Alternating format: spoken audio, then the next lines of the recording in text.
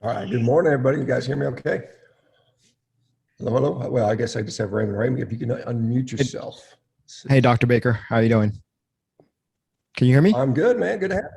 Yeah, yeah. I guess we're doing a little interview with Raymond today. So good for you. Is that your real background behind you, or No, is that no, a no, no. My background's really plain, so I thought I'd hide it with okay? Yeah. this nice Like stuff. it came Yeah, out to be. So you're still in Atlanta, right? Something somewhere I in that am. area. I'm still in Atlanta. Okay. Yeah, S- still doing I'll jujitsu be too. there over So Christmas. So you will. good for you. Yeah, yeah. I'm going to be there. We're visiting my uh, basically my sister-in-law, for about 4 or 5 days over the Christmas holidays. So we'll be in. I think they're in Alpharetta, which is, if I'm correct me if I'm wrong, but a little bit north of Atlanta. I think is that Yeah, right? actually, really close to me. That's awesome. I'm Okay, gonna we'll have to run into each other.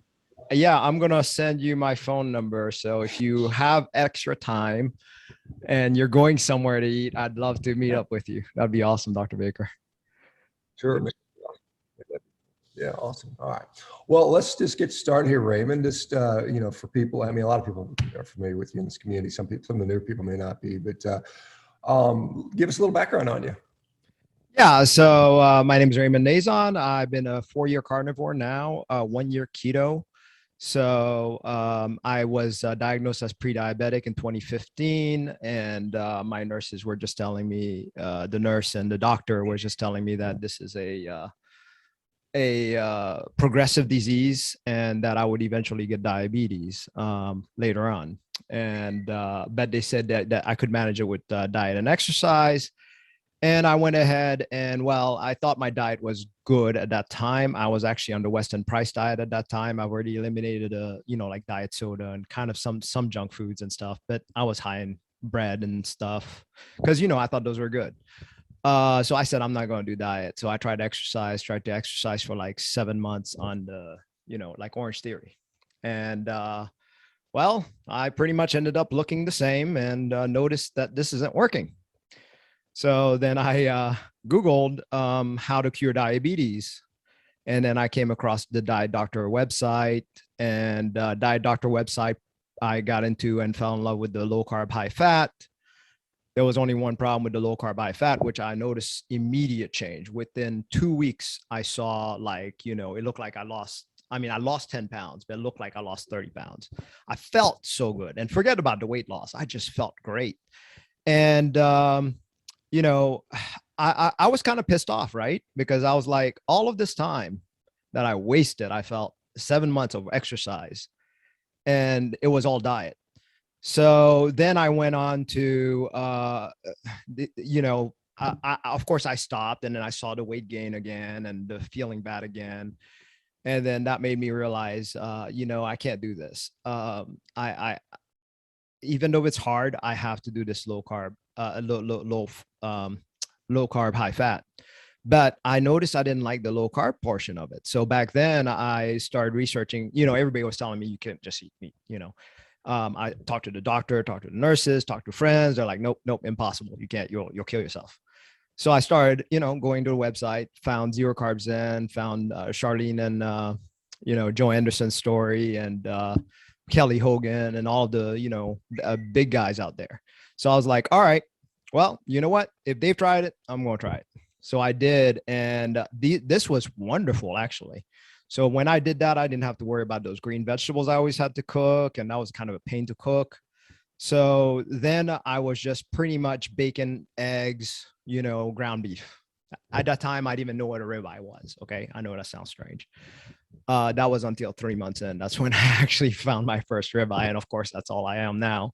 So, but I had the keto carnivore flu during that time.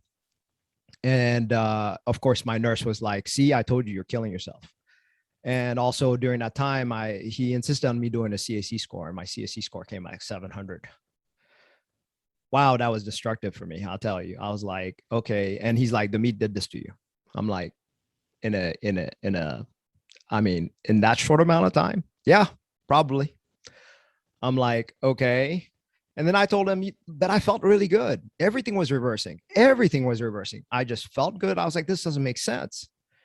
And I even cornered him and said, look, I don't know, this doesn't make sense. But I stayed off of it on his recommendation. And I even told him, look, I'm still going to find my own answer. I know there was something there. I mean, I'm no rocket scientist, but I'm no genius, but I know exercise wasn't doing it. The only thing that did do it, and I never was able to lose weight since past 33. So the fact that I even lost weight and started, feeling good was just amazing, right? I used to have plantar fasciitis, heel spurs, lots of skin issues, sleep apnea, diverticulitis. My pain on diverticulitis was so bad that I would pass out whenever I'd have flare up. So I gave that up and then stayed low carb, but went into fasting because I saw Dr. Fung's book and got real familiar with it. And fasting worked well too. And then this is where Dr. Baker came on the scene with Joe Rogan. So I watched his video in that Joe Rogan. And then shortly after that, he announced the September where August 1st, August trial challenge for 3 months, go carnivore. And I did the September one. And then since then, I've been carnivore since. So, and now I am just ribeye only carnivore. No salt, just water. Yeah, and it's interesting the fact that you don't do any salt at all in that, Raymond. So let me ask you, so what just for the people who don't understand what a CAC score is, because you mentioned 700 CAC score, which is puts you at significant risk for cardiovascular disease. We like to see zeros, if not that, then 0 to 10, and then 10 to 100 is kind of moderate, and when you start getting above 400, it's pretty concerning. Is most people, I mean, for the most part, we understand these coronary calcium things take a long time to develop. It's not something, like I said, I don't think a month or two of a diet is going to do that. So what has happened with that since that time? Has there been any follow-up studies or anything like that? Or has there been any other confirmatory, like neck studies or anything?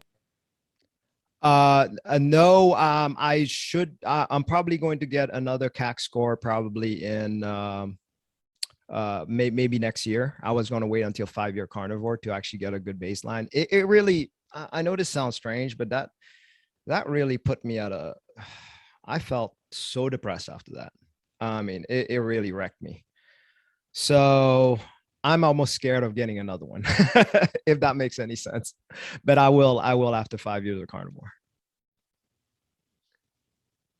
Yeah, it'd be interesting to see what happens. I mean, like I said, we've got quite a few examples of people that have been doing this diet and have a 0 CAC score. The recent Harvard study shows, well, there was 15 people and it showed a slight upward trend, but I think it was 1 or 2 individuals had a higher trend and everybody else went down. So it's kind of a interesting thing to see. And then you have to remember, you have to do it on the same machine typically, or is what would be recommended. So that may not be available to you 5 years later. We'll have to see.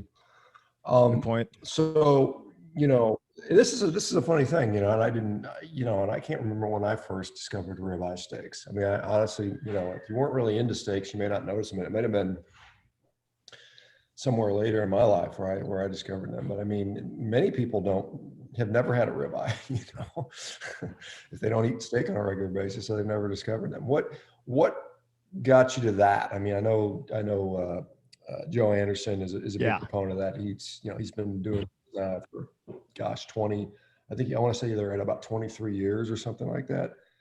Maybe they're 24 years. I can't remember how long they've been doing it, for a long time. And that's what they've reportedly been eating pretty much exclusively for that period of time. So what made you try to do that? That's exactly it. When I read their story, I was like, wow, I would like to find a way to get there one day. And it's strange that I actually wanted to get there at that time because I didn't think it was even possible to do carnivore. But I saw them and I was like, wow, I want to be 60 and looking like him. And of course, I didn't think it was possible at all. But, I just trudged through and then just kept on feasting on carnivore foods. And eventually with the feasting, I found out the more I ate of animal foods, the easier it was to stay on the diet, first of all. And later on, even now, I don't get cravings for anything else anymore. It's just, I don't know, the body seems to adapt. And even with salt, at first I was loving salt, but I just started wanting less and less salt. So I just started giving that up. And then I don't know. It's actually not that hard. I'm really surprised I'm saying this. That's interesting. I'm there. My better half is in the background saying I love salt. So, because we put salt on our meat, so it's kind of funny. But let me ask you, I mean, because you've had, since you've been doing this, you've been in, I think it was Men's Health magazine or what, I can't remember, Men's Fitness or one of those. I mean, you've done several contests. You're on, I think maybe on a cover of a magazine. Tell us a little bit about that. How that transpired. No, I was just on the Men's Health for a little bit. I tried to get on the cover of Muscle and Fitness magazine, but I ended up in the semifinals and I ended up being like 8th place. So that one was a pretty tough competition. Not only that, the guy who won it was like a paraplegic. I would have given up my thing for him too. So, I mean, he ended up being jacked. And before then he was just hopeless for life. And I was like, yeah, there's some people that just really deserve that and it wouldn't be me. But anyway, so yeah, the Men's Health, what happened is that I put in a story for Life for Fitness, the fasting app, to tell him my story. And she read my story and she's like, no, you would be better off in some much more major publication. And she's like, I know somebody from Men's Health. Would you like to be, submitting your story to them? I'm like, are you kidding? Men's Health? Wow, of course, hell yeah. I was thinking I was going to be in this little thing, and all of a sudden she puts me up for Men's Health, and then they contacted me, asked me all those questions and all that kind of stuff. And yeah, it was a small blur, but hey, I was happy with it. So All right, I'm going to apologize. My dogs are about to go ballistic in a second. Somebody's come to our house to do some stuff, so we may hear some background. So hopefully I can get a question in. Let me ask you, what was giving up salt? What was the net effect on that with like cramping and other things? that's a great question. So actually, I did not have. I had minor crampings at first. But really and honestly, I had cramping before then quite a bit through my journey. So, and I was salting heavily and I also did magnesium and all that kind of stuff. So I kind of got used to the cramping. And, with Jiu-Jitsu, you get into like these weird positions and then you'll get like these ankle cramps and, these weird feet cramps and, calf cramps. But no, I have not had, now that I think about it, gosh, I haven't since, because right now it's been strict 5 months. Like I've not touched anything else except for Ribeye. I probably had it during the beginning first month and it was very mild. And after that, it just vanished. Yeah, interesting. There's a Phil's commenting that he's off salt now and his cramps are pretty much resolved as well. So it's kind of interesting. Maybe it's a, all or nothing type of thing. I don't know. It's kind of interesting to see. When you, okay, so how much weight did you lose, Raymond? How much and you said pre-diabetes. I mean, so what happened with your health other than, you feeling better? I mean, objectively, were there any health? Yeah, I went from 252 pounds at my highest down to my lowest was 175. But yeah, I don't like counting that because that was after like a 5-day fast. So I'm right about, I hang around 180 to 190 depending on my feasting or fasting period. So the last 6 months of the year is just my feasting period. I just eat liberally. And I start ramping up the amount I eat near the end of the year. Like this November, I'm trying to eat twice a day. And then I will force myself to eat 3 times a day in December. This is very difficult for me to do, by the way. And then at the beginning of the year, from January to June, I will do the rolling 48. So that's eating once every 48 hours or so. But as far as health that I've gained, oh my gosh, I mean, mental clarity. I used to be I wasn't a confident person at all. I was that type that, you would never catch me talking to a group like this.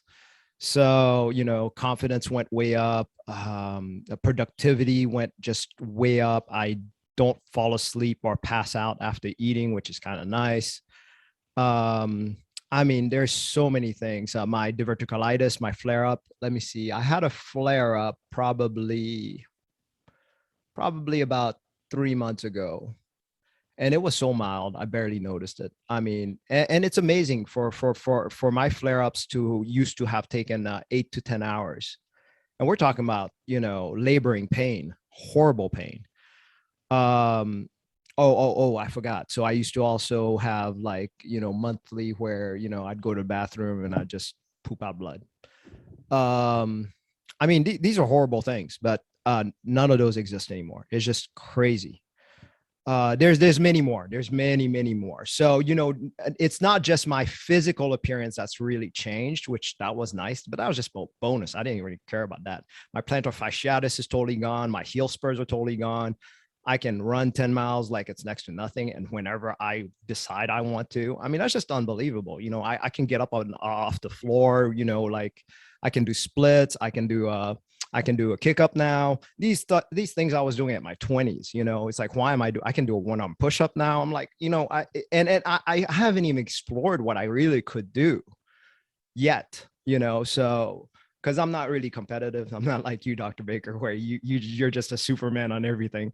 I don't explore any of that. I guess I should, but I'm just not that curious. What, you know, you mentioned you're doing jujitsu. How has that been impacted by your diet? Have you found it's, because some people would say, you know, if you're not eating carbs, you're not going to have that energy to, you know, push hard during, you know, grappling matches. I mean, I personally haven't found any issue with it, but what's been your experience? Oh man, it's so I feel so comfortable on the mat. I move like a snake, you know, just every joint moves so well oiled. Um, it makes it very hard for people to pin me down because I move so easily. And I, you know, I'll have 300-pound guys. Actually, I think he's like 325 or something. Just, you know, put everything he can on me. And I'm just like, hey, you know, no big deal. And it's awesome. And, you know, of course, you know, I'm like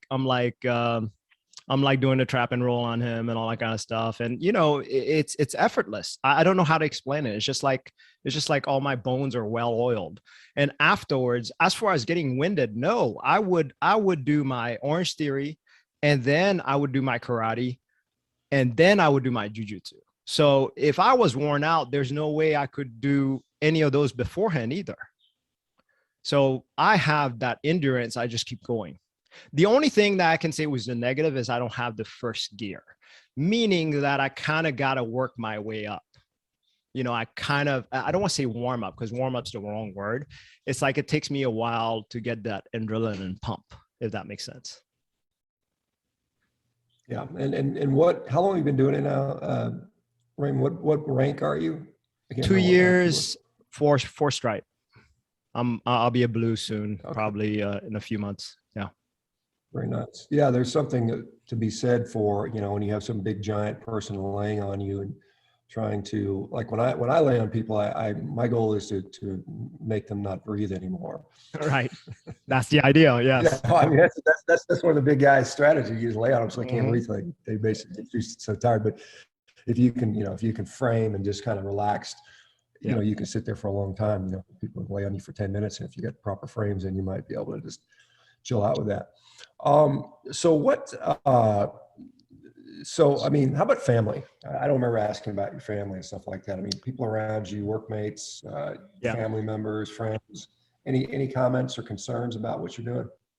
Yeah. So my wife actually did try carnivore diet for 2 months, and oh my gosh, her body changed a lot. It was amazing.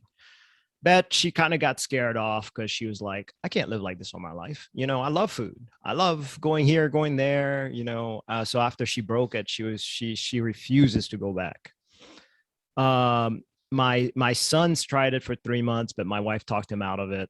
And he was such a good boy. He actually gave away his candy whenever he had whenever there was like Valentine's, he'd give it away to all the kids. He was not craving at all. Of course, now he's back into it. So it's interesting to see the dynamics of that. My daughter has been very difficult on that. I try to get her more high meat, but both my kids are extremely healthy anyway, so I'm not really worried about that. My wife does have an issue with bipolar, so that did help her a whole lot. I wish she would really listen, but The problem is with bipolar is it doesn't affect her per se. It affects everybody else around her. So I don't know if she cares that much about it. And that's the problem. So, but as far as my friends, I have a few friends that I've converted to carnivore. Two comes in mind that specifically that stayed on it. So that part's great. They all seen my results, so they are willing to jump and try it. And I've got my sister-in-law doing it now too. So it's weird. The ones closest to me, I have the hardest time. Yeah, I mean, I think it's always the case. I mean, if people know you, they know all the good and the bad about you. So you're not, you're never as credible. I think Ken Berry calls it the powdered blood syndrome when you try to convince your parents into doing something. They're like, we remember changing your diaper, and we're not going to take your advice. But some people do. Yeah. I didn't know. I forgot. How old are you now, Raymond? I can't remember. I am 49 now. Like yeah. So you look great, man. You look awesome for 49. Absolutely. Thank you. That's Thank really you. Good. Yeah, and you referenced Joe Anderson, and the fact that he's in his early 60s now. I mean, he could easily pass for someone in his 40s, late 30s. Younger, I know, right? It's really pretty. Yeah, it's a pretty remarkable looking, sort of situation. So that's one of the things that you have to be curious about. That. You do some, so let me ask you, because I think you do some coaching, or you have a carnivore community of yourself or something like that. Tell us a little bit about that. Yeah, well, first of all, thanks to you. That's when I first started coaching, when Rivero opened up MeatRx back then. And I actually joined in December of, was that 2 years ago? Oh my gosh, that was 2 years ago. And then I became a coach in January. Yeah. That 2019, right? Yeah. In January, I became a coach, and I've learned a lot of things from coaching in this community, and I started coaching quite a bit of clients. So I think I've accumulated with Rivero right about 300 some clients. So I learned a whole lot how to make the carnivore diet a lot easier for folks who's just starting and all of that kind of stuff. Well, and Bella was just coming on the scene at that time. So I teamed up with her because of Janice. Janice put me together with her. We didn't know how it was going to turn out. And I liked her meeting. I liked her style, the simplicity of it. And she just loved my coaching style. And she was like, hey, could you just do this with me and stick with me? And I was like, sure. So I started doing that, and we've gotten close to about 400 people per month. And we, like, for example, this month, November, we've had about 130 new people, just new carnivores that's never done it before, that's willing to try that out. So I love that. And they all follow. I have actually a formula, because what I noticed is when I was a young carnivore, I didn't have the how-tos, the weekly, what to expect weekly, how is the mindset going to change during that time. So I kind of developed that. And what I noticed, the biggest mistake that everyone does as a carnivore is they don't eat enough. I noticed that almost every issue that somebody gets, it's because they don't eat enough. They're so scared of eating. So a lot of people keep stuck on the weight loss part and forget about how carnivore is really what does the healing. The fasting is great, but you can only fast when you're well fed. Then fasting is easy.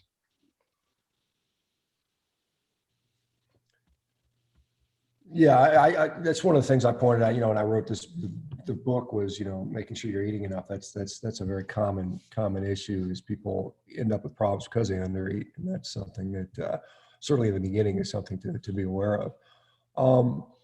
So as far as, just this ribeye only type of thing, and I did that for a long time. I mean, I was criticized tremendously because it's not sustainable. You're missing out on all these vitamins, and you've got to eat your liver and organs, and take supplements, because there's no way you can live on just ribeye.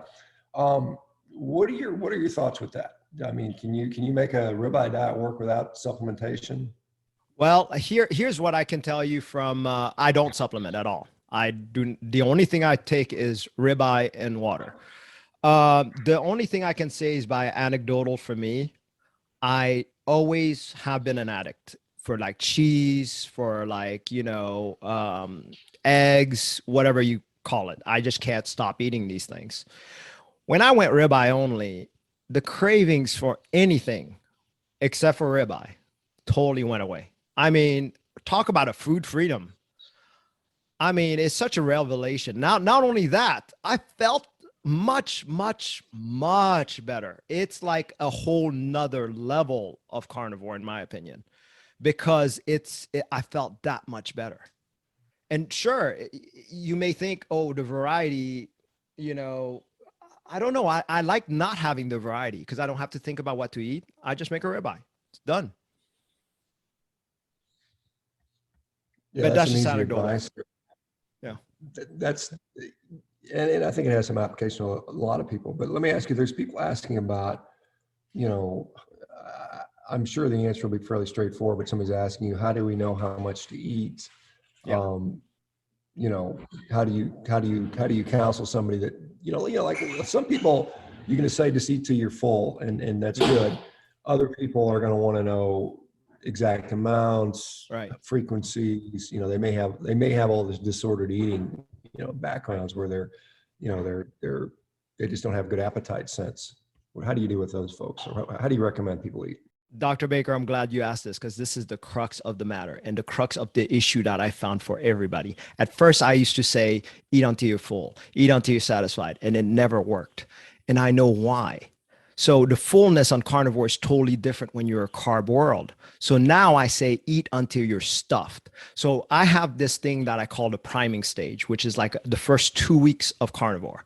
The first 2 weeks of carnivore, you eat like 3+ times a day and you eat until you're stuffed. And that's the strategies I give to people.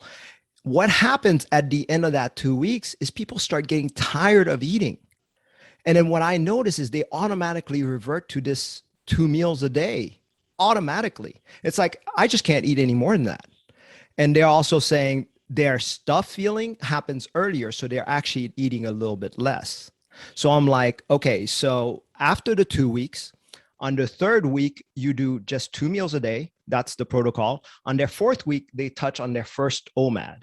They just do one OMAD. That's it on that fourth week. And it's that simple. And all I do that is so they don't get lazy. Once they touch that OMAD, it makes them hungry enough that they take it seriously if they start getting lazy on the stuffing.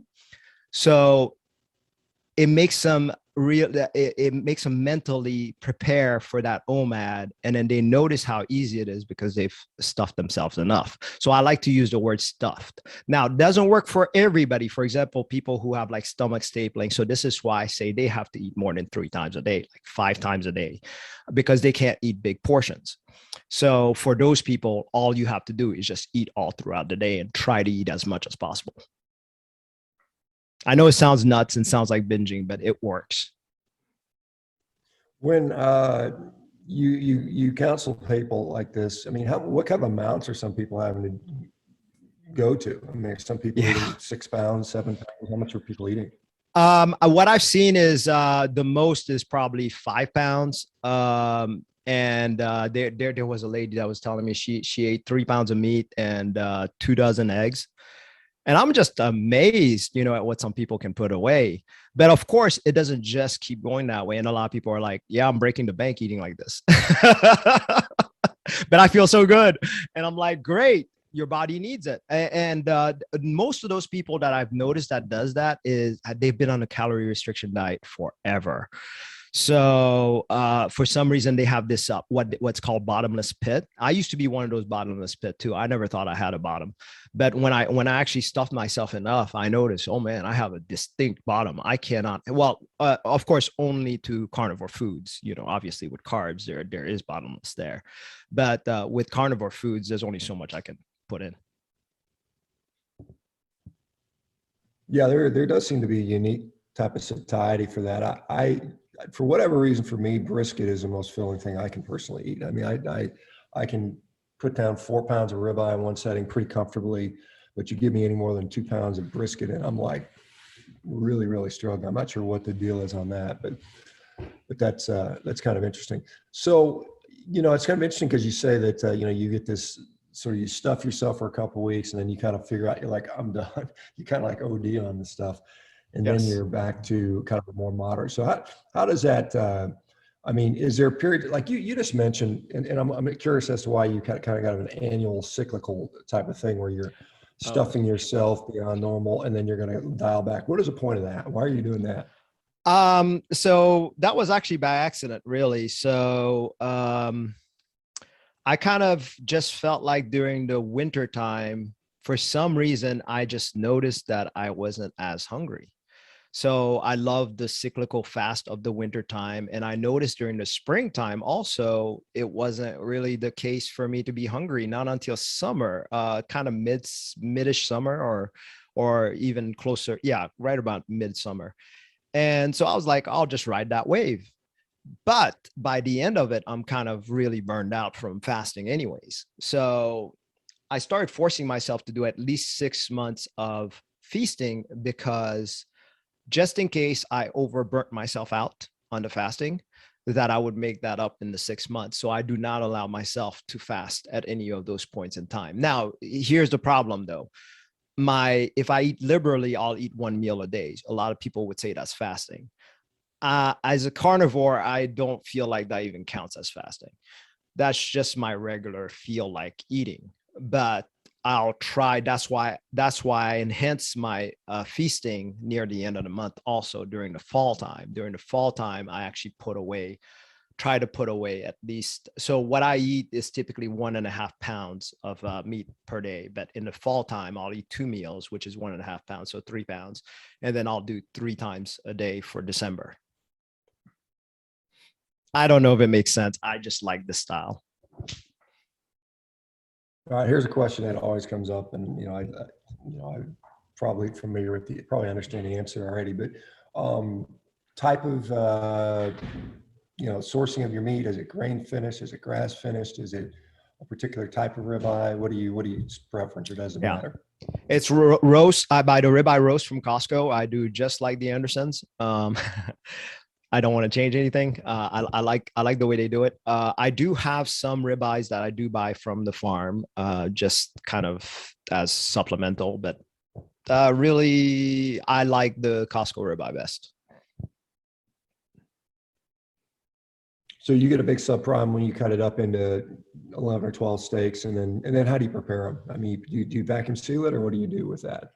I don't. I cut it as it goes. So I'll put the block in the fridge, take it out, just cut the slice I want, put it back in, and I'll put it on a cast iron skillet. Put it for 4 minutes one side, like 5 minutes on the other side, and it's like I like it a little bit cold inside, so the thickness is about 1.5 inches thick.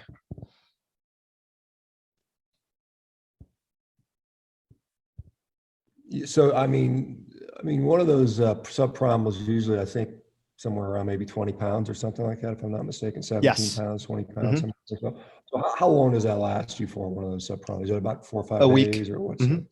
A week. Yeah.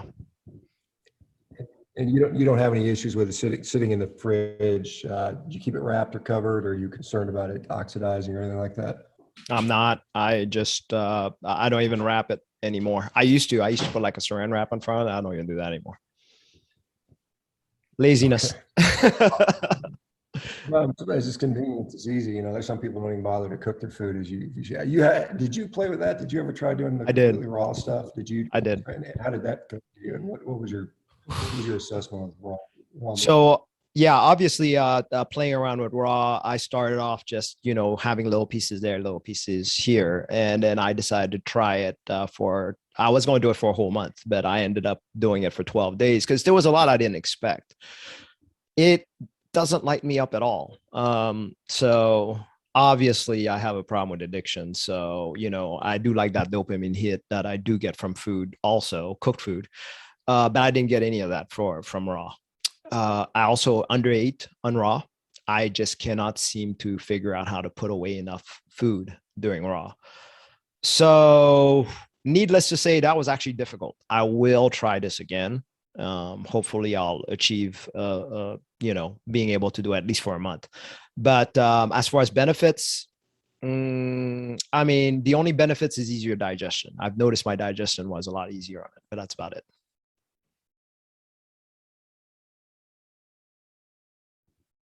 Yeah. So I tried that for a week or so, and it was the same thing. It wasn't appealing to me. I was kind of dreading eating. Yes. I didn't really feel good about it, So, I mean, I guess that's why you can lose weight, because you lose appetite. It's like, Yes. but it'd be very easy to say, okay, I'm going to go eat something else then. So, what has been, some of the, since you've had experience with hundreds of clients, what have been some of the more interesting things you've seen improve that you may not have thought diet could change? The real surprising one was skin, which I know Joe Rogan said the vitiligo for him, but there was this client that I had. She had, well, she said she had dark patches all over her. She was a dark skin girl already, but and she transformed before my eyes, and she became much browner and very even skin. And I was rather surprised, and I noticed it, but I didn't really want to say anything. And then she was like, she asked me, is this normal? And I'm like, well, I heard about vitiligo, so I guess she had where her skin just changed and the vitiligo started going away. But that one was a big surprise because I was really not expecting that.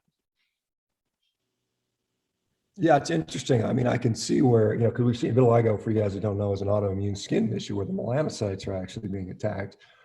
So you don't produce the melanin, and dark skinned people are going to show up. You're going to have these white patches could be more visible on those folks. But we do see a lot of autoimmune, improvements with this diet. So it would not be surprising to me that they would slow down or stop the progression of vitiligo. I think that's reasonable. When you start seeing people repigmenting their skin, I think that's pretty remarkable, pretty cool to see. And that's what happened to her. She actually repigmented, and it was all even.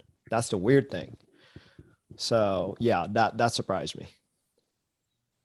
Yeah, it's interesting. Have you seen, one of the things you talk about is dealing with addictions, whether it's personally or with your clients. Do you find that, how do you prevent people from going off the rails? They get cravings and they just decide, I'm just going to go binge for the weekend or something like that. How do you mitigate that, how do you prevent it? And then if it happens, how do you fix it? Or how do you, get people back on track? So yeah, that one's a tough one because I have a two-phase issue here. So first of all, I try to tell my clients the reason that you're wanting this is because you're not eating enough. I have a client now still trying it and just kind of bouncing off on the weekends. But the thing is that what I notice is it's partial mental. They're not willing to let go all the way, and they're not willing to say, hey, it's okay for me to be a carnivore here for life. They're always like, well, I like to hang out with my buddies. I like to have a smoke. I like to have a drink, on the weekends. And so it becomes more of a social issue. That's the part that I have a hard time fighting against. I don't know how to convince them to say, hey, you know what? You don't have to have all this stuff to enjoy yourself. And I try to tell them, you have full control of what you put in your mouth. Nobody else is forcing you to do this.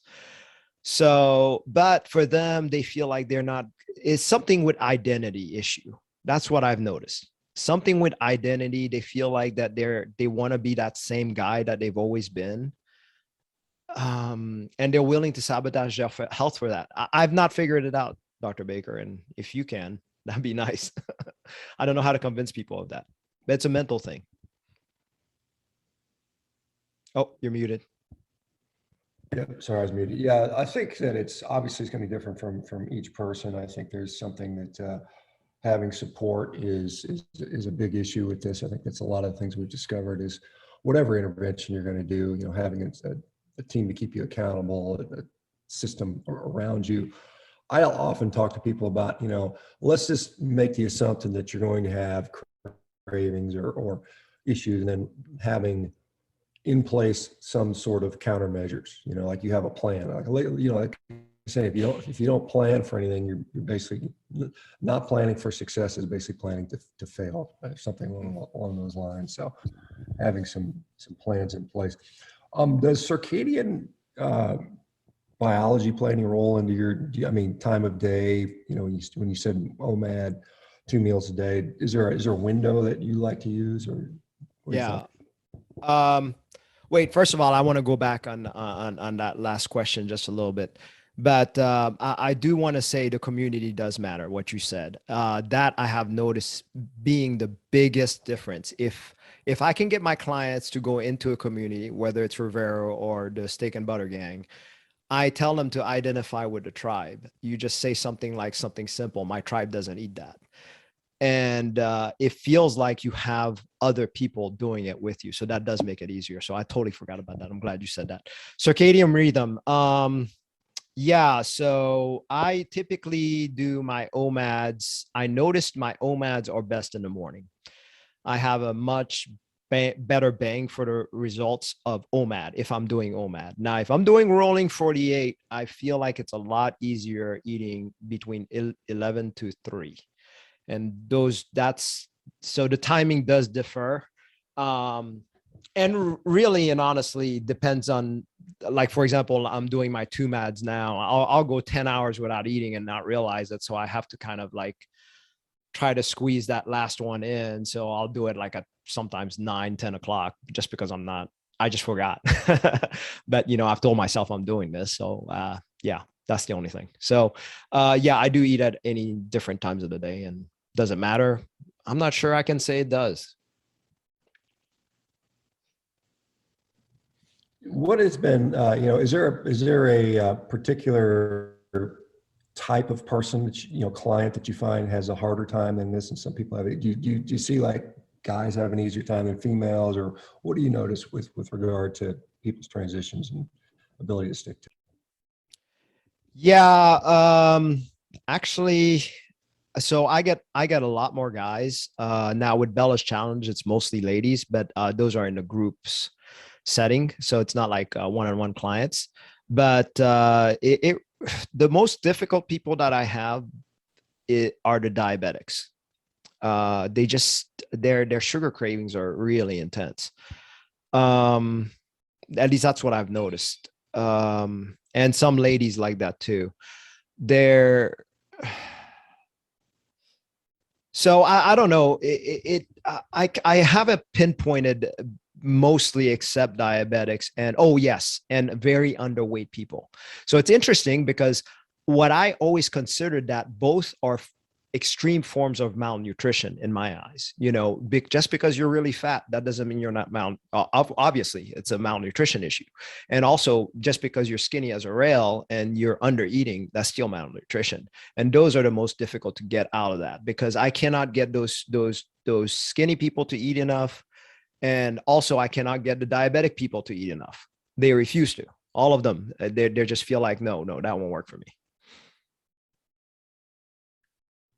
Yeah, it makes sense with some of the diabetics, becoming so, because there's a lot of them, and often hypoglycemic episodes precede the formal diagnosis of diabetes. And so you'll see people that just get ravenously hungry because their blood glucose is tanking on them, and they'll just eat like, until they can bring that blood glucose up, and it becomes a vicious cycle for them. And then they eventually go on to develop, full-blown diabetes in many cases, type 2 diabetes. Do you find, so regarding people that are on medications, many people that change their diet will subsequently need to change their medication. Are you getting cooperation from physicians? Are they like being helpful in getting people off, say, blood pressure meds and diabetes meds and depression meds and so on and so forth? What are you seeing with regard to that? Are the doctors being generally supportive to your clients? Actually, interestingly enough, I've had some that's because they've seen the difference, but also I've seen the other way too. They're like, no, you need to go on the standard American diet, kind of, the food pyramid. This is going to be problematic for you, even though your numbers are getting better. to the point where my client would have to fire them, and find somebody else. But there've been a surprisingly a nice amount of support that I'm surprised at by some doctors that were open enough for that. So I was very happy to see that. Tides is changing. I don't know. You're getting the word out there, Dr. Baker. Yeah, we've seen a pretty dramatic increase in the number of physicians that are supportive of certainly low carb diets, ketogenic diets, but even the carnivore diets now. What do you think is the number one reason that most people sort of quit or give up? Yeah. Mainly that I've noticed, it's first of all, it's usually that slippery slope. So it's that holiday, it's that vacation that they go on. Once I've noticed a pattern where once they go about a 3-day where they've actually had carbs, that what I like to describe, and a lot of us like to describe as the carb hole. Once they're that deep in it, it's so hard for them to get back. And they usually just kind of hold back and say, I might get back into it, or I feel fine, or kind of, ignore that they don't feel, or they think they don't feel bad. So I think the issue is more how long they persist on having a bad diet. So in other words, if they only had one meal, it's easy to get them back. But once I've noticed like 3 days, about 6 meals or so, yeah, can't get them back, or it's harder to get them back. Yeah, and you mentioned stuffing yourself. Kat was saying that, even though she stuffs herself and can't eat another bite of meat, she still feels like there's something missing, and sometimes she'll give herself a little lemon juice. What do you do when that's a situation? Yes, that's actually very common, especially for me. I always felt like something's missing. Yeah, what I would do is usually turn to butter for that, at least back then. And that's why I tell my clients, butter is the answer. So butter cuts that intense, I'm missing something craving. And it just can be like a tablespoon of butter, or just like a slice that you would put in if you don't like butter, you could put it in the freezer, so you could freeze it and then just crunch it or just swallow it. And it kills that cravings. Yeah, interesting with that. And I guess, I guess if you know ahead of time, if you just kind of, a lot of people will cook their steak in butter, or they'll top it with butter rather than just having to go out and eat a scoop afterwards. And maybe that works as well. Oh yeah. Somebody asked me, well, okay, you said you just throw it in the pan. Have you experimented with different cooking techniques over the period of time? Have you tried, reverse sear, sous vide, I don't know. There's all kinds of different ways to do it. What's been your experiments? Have you tried air fryers and things like that? Yeah, it's kind of funny, but I used to be like a really imaginative cook before, and a carnivore kind of killed all that. So I ended up liking just searing my steaks. I was doing it air fryer for a little while there, but it wasn't enough sear. I don't know, something about sear I'm just like in love with. I love that sear, and but that's the only thing that I can say. I don't experiment with it in the sous vide or anything like that. It's just too much work, too much time. Yeah. When you're using a cast iron pan, and I do that, sometimes, not that often, but it makes a pretty big mess. It And I get a does. lot of grief. I Grease get a lot of everywhere. grief about it most of my time. Do you just clean up afterward, or how do you mitigate that? Oh, you don't want to see my stove. It's pretty messy. My wife hates it. Um, uh, well, here's the thing. So she loves a steak that's seared also. So I keep telling her, I can always start an air fryer and give you a steak, air fried steak. Nope. So she's so in love with that sear that she's like, she deals with it. So I get away with it and just have to clean up. Yeah.